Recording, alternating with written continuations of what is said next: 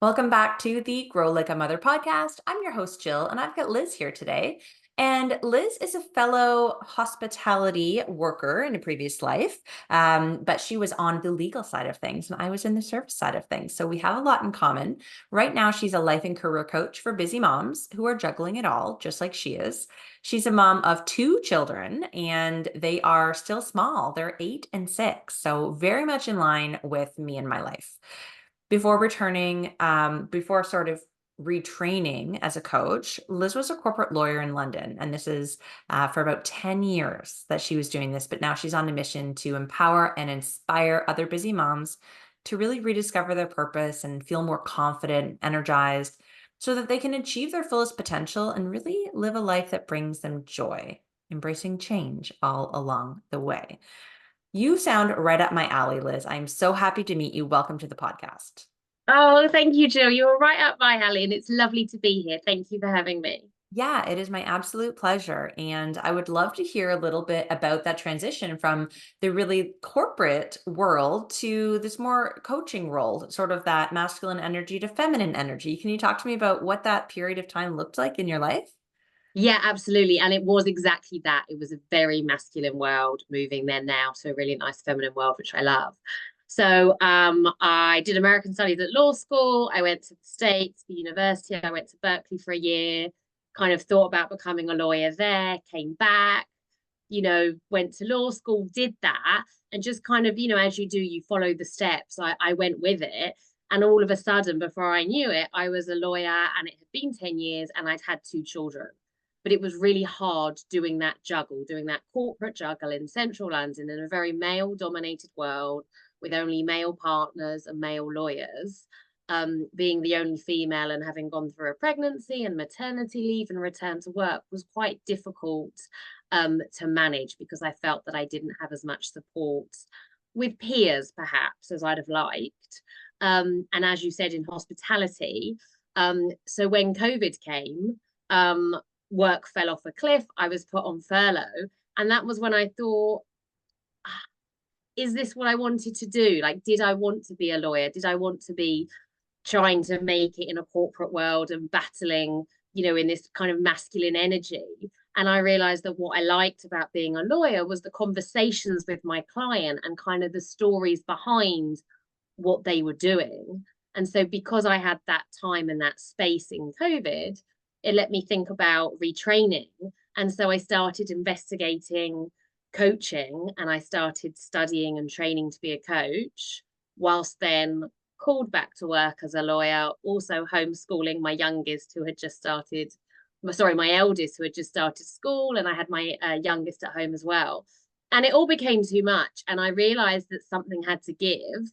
And what I loved was working with women and working with mums and helping them realize that we can make a change and that we don't have to stick with that career that we started, at 21 when you come out of university, that we can change and we can evolve and we can grow. And we should do that, actually.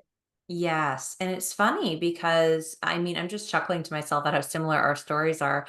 But I was talking to someone the other day who was talking about, and it relates back to this going through university and not really thinking about the steps until you're at the end. But she was describing university and this path of university sort of in a way that suggested, like, we take things in small steps. We can't do everything all at once. And when we go to university, we think, oh, I'm going to have this law degree at the end, but you don't look at the end, you look at the next step, and they keep you in line with the next class. And so you eventually get there because you've taken small steps. But the flip side Exactly. of that is you can get stuck on a track without realizing that you're just flowing through it without much choice. And maybe you don't realize you have the permission to change things as your life goes on. And I really think that everything, like you said, change is the only constant, right? That's the thing that we've Yeah. got to look forward to in our lives. But it's so difficult for us to manage change when it comes, or to accept it. Do you find that as well? Definitely, definitely. And I think change can be really hard and really difficult. And that I think lots of people fear change because the outcome is unknown, right? And so I think there's lots of neuroscience behind it, which shows that uncertainty feels similar to failure. And so we like make these stories up in our heads like, oh, if I make this change, this will happen. And so we create this fear of change, which kind of keeps us, like you say, on that path. And, like for me, like, oh, I went to law school, I became a lawyer, I've done this, I've had 2 children. This is my path, and I can't deviate from it, and I can't hit a crossroads, and I can't make a change because that kind of fear comes in. But actually, if we can embrace change and want to grow and thrive, then we can evolve like we're helping our children to do. I think, gosh, what would I say to my daughter? What would I say to my son? I wouldn't say, oh my goodness, you pick a degree and you go to university and that's it. I'd say the world is your oyster, and try this and try that and give it a whirl. And if it doesn't work out, you've learned something, and pivot again. So I think, like, for mums especially, we feel that we've had a career, we've had children, this is what we do, and this is how we earn the money, and this is what keeps us on that work life balance. But actually, it's really important that we are fulfilled and that we find our purpose again as well. Because I think, when we have children, we change as humans ourselves. And so we need to refine what sparks us with joy, and go after that. But there's definitely a fear to it. And so it's about finding strategies to, help you embrace the change and give it a whirl, I think. Yeah, no, I love everything that you said there, and I think it's important to think about the different changes we experience in our life, not only like in one area, like our career or becoming a mom. Those are huge changes, but also within the journey, as our kids change, we change. As we have a second and third and whatever number of kids, we change as a mom, and just it's constantly shifting and evolving. And if we're going to keep up, we need to feel safe in riding this flow of change. So I'm curious to know, what are some of your favorite strategies that you use with your clients to help them navigate this turbulency of change? Because many of us are uncomfortable and scared, as you said. Definitely, definitely. And you're so right. Like, our children are evolving all the time. And so therefore we're evolving. And that's, I think, how it's reflected that change is the only constant. And so there are loads of strategies that I use with my clients, and one size doesn't fit all. So there are loads of different ones. But I think my kind of two favorite ones that I use together is kind of taking small steps and starting somewhere, because the key to making a change is just beginning. And so it's having that kind of courage to start somewhere. And then I like to combine that with the mindset of, what if it all goes right? So using the what if positively, because I think so many people use the what if it all goes wrong mentality. And so they come from a place of fear, as opposed to coming from a place of, what's the best case scenario? So I like my clients to think, what is the best case scenario, and what is the most realistic scenario? And then also being realistic about what the worst case scenario is. So not catastrophizing, but thinking, really, if I made this change, really, what would be the worst case? And really, realizing that life and progress and change isn't linear, and it kind of is a couple of steps forward and a couple of steps back. So just making sure that you're just thinking, okay, and what's the next small step that I can take to move that forwards? And just thinking about things positively whilst doing both those things. I think the important thing to say is to practice self-care, because we've got to be kind to ourselves as well when we're going through periods of change, because it can involve bits of discomfort, and instability can make us feel nervous. So it's important to find new points of balance for us. So making sure that we're listening to what our body and our mind needs, and making decisions based on hope and possibility for what that next step is, not making decisions based on fear. Yeah, mindset is so big. It's a starting point of everything. Honestly, the more that I talk to people and the more that I coach people, I'm like, it is all mindset, and that's where it begins, and that's where it has to begin. But I wonder if you ever experienced this with your clients. I'd be curious to know your perspective on it. When you encourage them to sort of imagine the best case scenario, right? Yeah. Do they ever struggle with like, I don't know what I want that to be. I don't know what my best case scenario is. Like, and how does this relate to like our purpose and losing that as a mom? Can you speak to that a bit?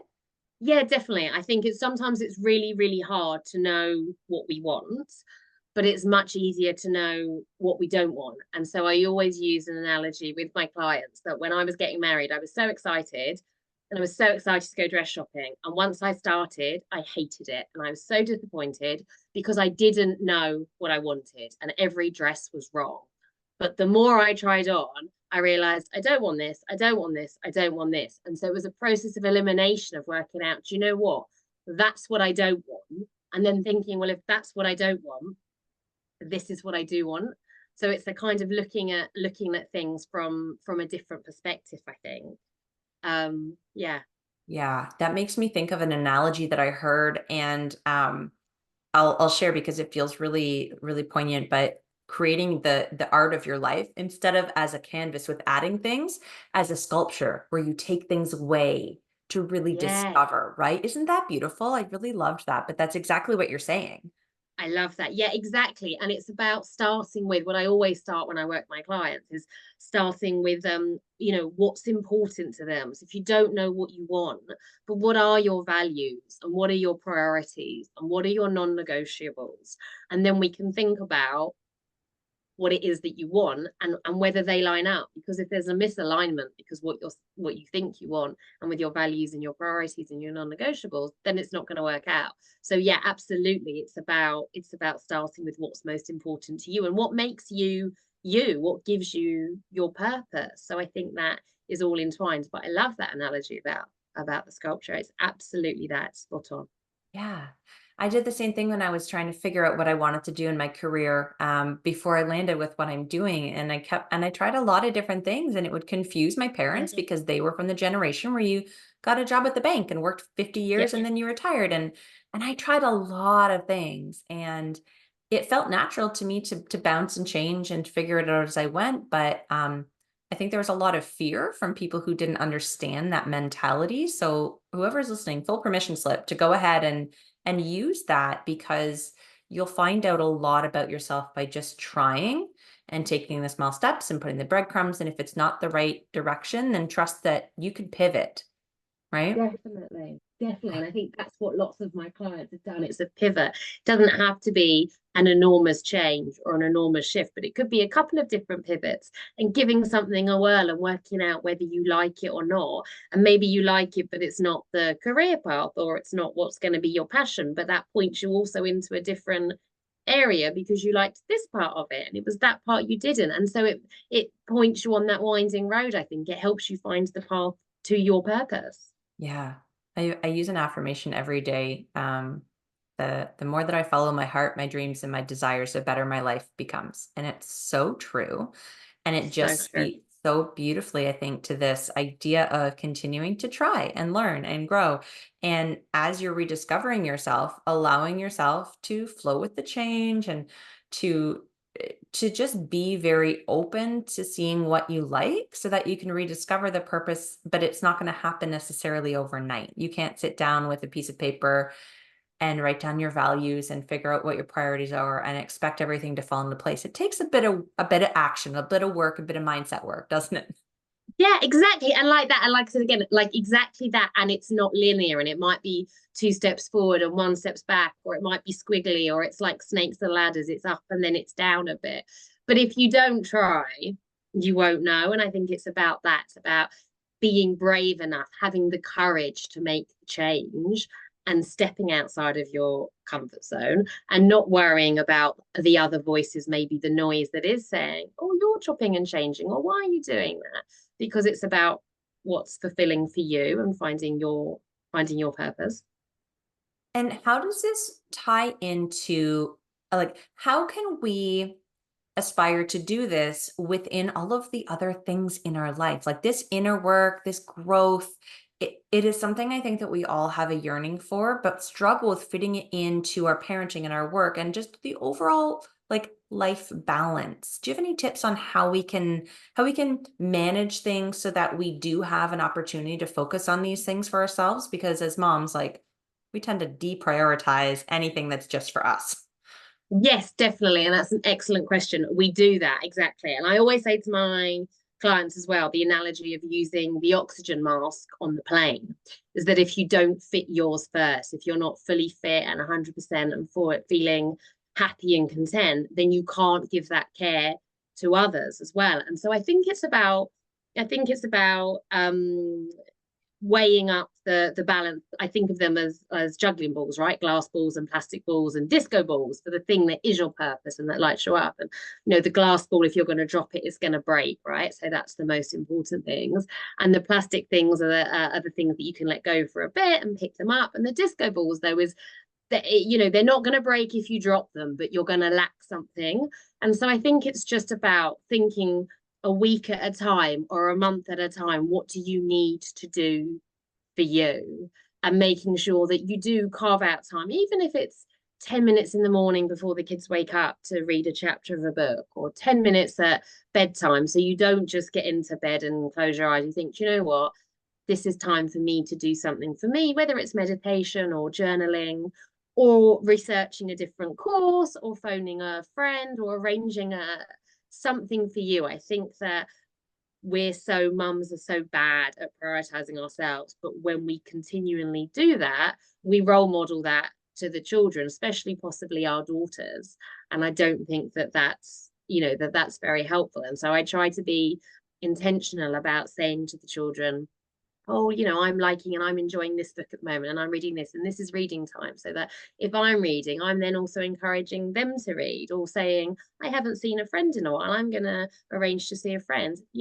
Would one of you like a play date soon? Because actually it's been a while. So kind of sharing it out around the family so that everybody is talking about what they want and what they need and what they enjoy. But I think exactly it comes back to the oxygen mask, that if you don't look after yourself and you don't put yourself first, then you can't give the best to everybody else. Yeah. It's so counterintuitive, isn't it? But it's the way. It's Yeah, we need to be able to be our best selves, to show up as our best selves for the people we love. Period. exactly that. Right? Like, if I recently heard as well, sorry, I have so many things that I'm like connecting the dots, but I recently Love heard it. self-care described as like a manifestation tool. And the reason is because you're in a completely different space when you're taking care of yourself, right? You're rested, you're Yeah, feeling full of love and peace and gratitude and all of these sort of like higher vibe emotions that can allow you to really create from a different place than as you're moving through life feeling resentful and overwhelmed and tired because you haven't been prioritizing yourself, right? exactly. And as you say, then when you're moving through life with those higher vibe emotions and they radiate outwards and becomes infectious and contagious, and I think that's it, kind of in a nutshell. And it is counterintuitive to mums, but actually it is simple. And when you think of it like that, when you think about, when you're with that friend that lights you up and fills you with energy, you leave, having absorbed some of that energy and turning it into yours and spreading it on. And it makes such a difference. Yeah. Yeah. How do you work with moms as you coach them through this? Do you do work like one-on-one or groups, or like what are the ways that listeners can work with you if they're sitting here like, okay, thank you. I needed that kick in the pants and that reminder, Yeah. like it's time to reach out to Liz. Like, how do they work with you? Yeah, absolutely. So I work one to one and it's all bespoke coaching. I'm not a cookie cutter kind of gal. So it's one to one and it's starting really with a deep dive on what is important to you, on what your values are, on what your priorities are, what you don't want, what you want if you know it, and what your non-negotiables are, what are those glass balls and what are those disco balls? What is it that makes you thrive and lights you up and and makes you want to do more of that? And I work through either in a shorter kind of 1 month intensive, which is called Energize, or a longer program called Elevate, which is a 6 month kind of transformation where we work together through lots of different kind of balance and boundaries, and we do some reframing on mindset, and then get into taking that change and moving forwards. So yeah, there's a couple of different ways, but at the moment it's all one-to-one, because I really like that connection.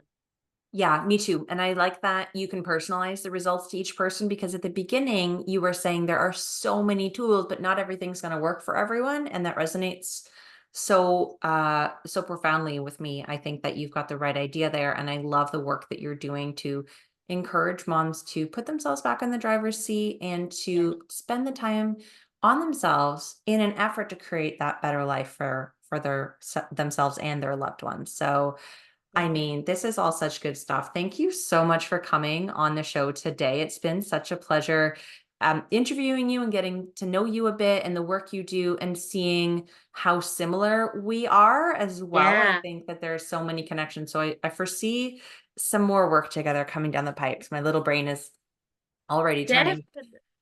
But before we go and give the listeners back to their everyday lives, is there anything on your heart or anything that hasn't yet been shared that feels really important for the moms to hear today?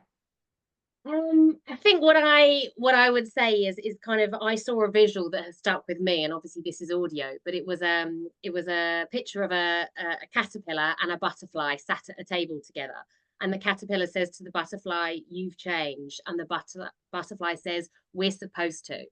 So I would leave listeners with saying, be the butterfly. We are supposed to change, and we are supposed to evolve, and we are supposed to grow.